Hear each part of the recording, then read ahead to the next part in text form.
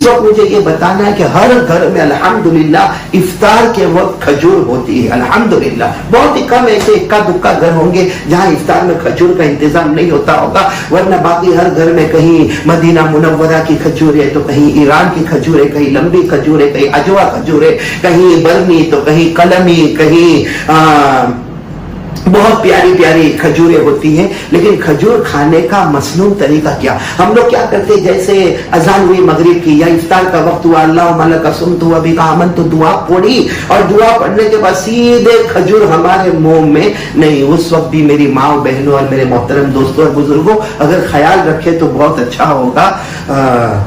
खजूर अगर खाने का क्या मसनून तरीका होता है, खजूर खाने का मसनून तरीका क्या होता है, वो मैं आपको बताना चाहता हूँ। अल्लाह ताला हम सबको देखो हर सुन्नत पर अमल करना, हर सुन्नत पर अमल करना, क्योंकि हमारे नबी सल्लल्लाहु अलैहि वसल्लम से मोहब्बत का तरीका यही है।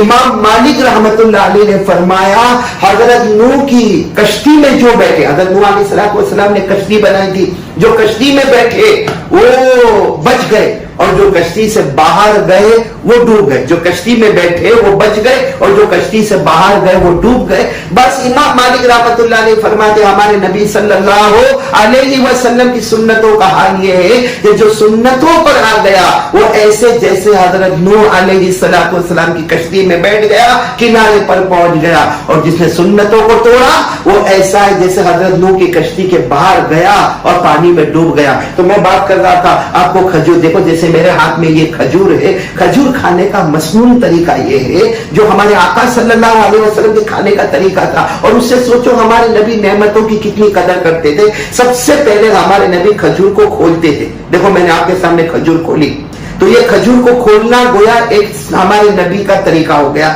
फिर उसके बाद हमारे नबी बीज को निकालते थे, जैसे ये बीज निकला और उसको चूसते थे। ये हमारे नबी खजूर को चूसते थे, तो खजूर को बीज को निकालना और चूसना ये दूसरा तरीका हो गया। फिर हमारे नबी उसको अपनी दो उंगली पर रख लेते थे, दो उंगली पर, एक रिवायत में दो उंगली, एक रिवायत में अंगूठे का भी जिक्र आता, और फिर उसको दस्तरखान पर फेंक देते थे। वो बीज को दस्तरखान पर फेंक देते थे।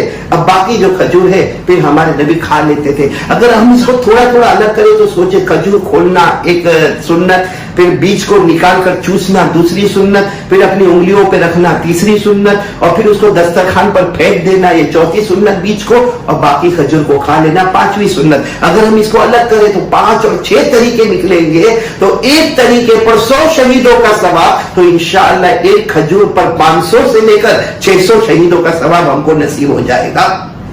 ये एक सुन्नत आपको बतानी थी, बहुत जरूरी थी, जो मैंने आपको बता दी। इंशाअल्लाह अब से हम खजूर इसी तरीके पर खाएंगे।